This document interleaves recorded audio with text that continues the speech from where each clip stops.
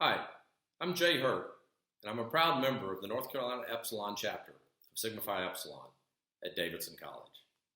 Professionally, I was chairman and CEO of the Hurt Company, a large regional oil marketing and distribution business. Later in my career, I helped take my company and several others and put them together in a large transaction with private equity backing that led to a multinational company that I helped run for 5 years before selling it and retiring early at 49 years old.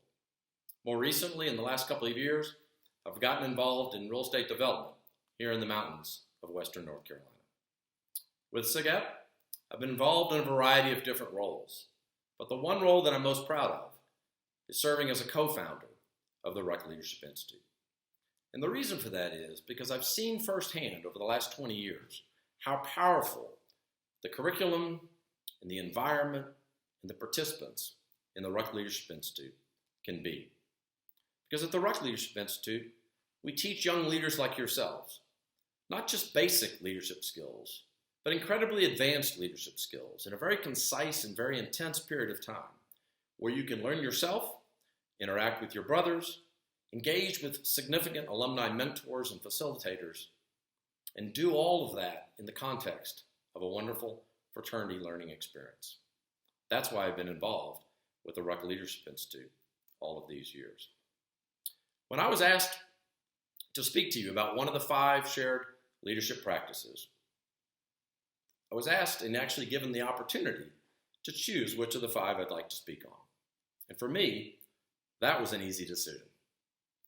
Inspiring a shared vision immediately came to mind.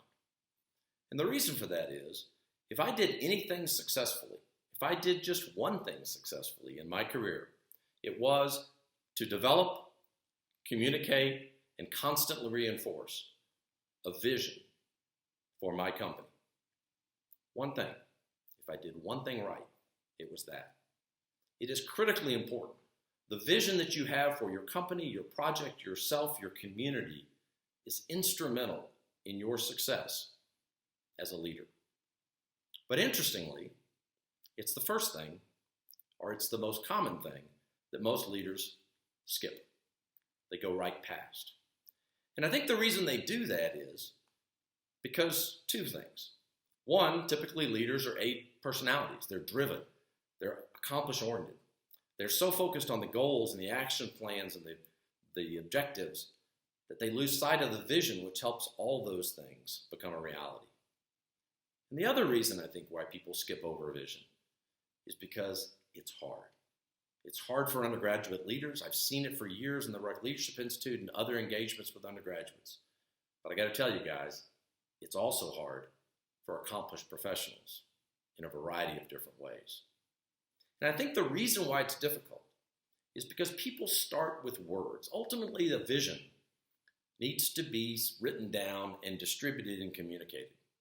And words help do that. But in the creation of the vision, words are your worst enemy. It's a trap. My advice to you, and what I used in my own company with not just myself or my company, but with our sales teams and our divisions and our departments, as they created their own visions, my advice is to envision what success looks like for you or for your project or for your organization or for your chapter. Visualize it. Paint a picture in your mind. And then literally begin by drawing a picture. And let me explain how that might work. If I came to you and said, I want to develop a company that builds an innovative toy that helps inspire kids through their creativity, who helps teach them engineering skills, and I said, this is my vision for what that toy will be. And let me read it to you. That's my vision statement. I'm going to build a plastic interlocking construction block designed with NX CAD CAM CAE software and manufactured from a strong, resilient plastic known as acrylonitrile butadiene styrene, ABS, which is heated to 232 degrees Celsius, 450 degrees Fahrenheit, then injected into molds with a tolerance of up to 2 micrometers at pressures between 25 and 150 tons and cooled for approximately 15 seconds. Collectively, each block constitutes a universal system with 6 2x4 blocks able to be combined into 915,103,765 variations. That's my vision statement. How compelling would that be? How successful would I be if I communicated that vision over and over for our company and our people, versus saying our job, our vision with this new product, this new toy, is to simply make a Lego. Simply make a Lego. So if I was starting with that vision, words wouldn't be the first way I'd go. I'd paint a picture of what it looks like when I'm successful. If I'm on the product development team, what does it look like when I'm successful? And I make sure we're all on the same page with that first. And then it's much easier to build the words around it. It's much easier to develop the written vision for your chapter, your personal life, your company, after what it looks like when you're successful is very clear. And I'm going to give you a real-world example of this. I challenged my sales team in our company, my vice president of sales, to meet with all of his chief sales leaders in a conference to come up with a new vision for our sales organization within the Hurt Company. And I challenged him, just like I am with you today, to think first about how to do it visually. What does success look like for our sales organization after all the work and all the effort that we put in? And so our vice president of international sales got together, got all of his sales executives together, and did a simple project. He had each of them draw what it looked like when they were successful. When the Hurt Company's sales team, sales organization was successful, what would it look like? And they started with that first. They could have spent hours and days and committees and subcommittees and emails and conference rooms and whatever, trying to craft the perfectly written vision for our sales organization. But inevitably, if they focused on the words first, they would fail. They wouldn't be as successful as if they started with what does it look like when they're successful. And I want to share with you what the guys came up with, guys and gals, frankly, what they came up with. And again, the picture doesn't really need to be perfect. This is the actual picture. I took a photograph of it. But let me take you what they did, take you through what they came up with. And the purpose of this little project, if you will, is to draw the pictures. Doesn't matter what they look like, but then get in front of a group and actually speak to what the pictures tell you. That's the vision.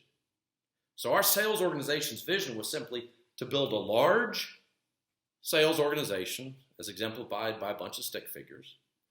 It is to train those individuals, that's a schoolhouse, train those salespeople in the best way possible, such that they're able to engage with customers. There's a picture of a salesperson being loved by a customer.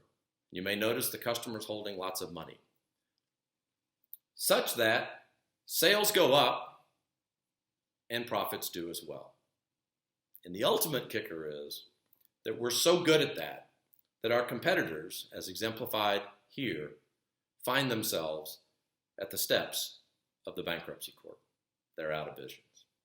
So the sales vision for our organization was build a large sales team that's well educated, that engages with customers in such a way that customers are more profitable, such that our company's sales and profits go up, such that our competitors ultimately are forced out of business. If we had tried to write that vision first without the pictures, it would have been much more challenging. And I got to tell you, I love that sales organization vision. It's so easy to communicate. We're new salesperson, sales town hall. Our objective as a sales organization is to be big, smart, engaged with customers that makes them profitable in such a way that our company profits and sales go up and our competitors go out of business. I got to tell you guys, I love that. And so my challenge to you, as you think about your chapter, your life, and as you think about how do I create a vision for that, start first. Simple little stick figures, simple little pictures. Draw it first and then communicate it, explain it to somebody else. That'll help you come up with the words that help make your vision compelling. It'll also help avoid the trap which is focusing on words first. And when you do that, you'll also be successful in the second key component of inspiring a shared vision. And is that inspiring a shared vision? Remember, if I said I did one thing right in my company, it was to communicate, it was to develop, communicate, and constantly reinforce a shared vision. Once you create your vision, it needs to be compelling. And this little picture exercise, followed up by the words, can help you do that. And then you need to be relentless in communicating that vision to each and every person in your organization, in your chapter, on your campus, whatever it is you're involved in as a leader. And when you do that, you'll nail the second leadership practice, which is inspiring a shared vision. Good luck to you. I know you can do it because you're SigEps. Thank you.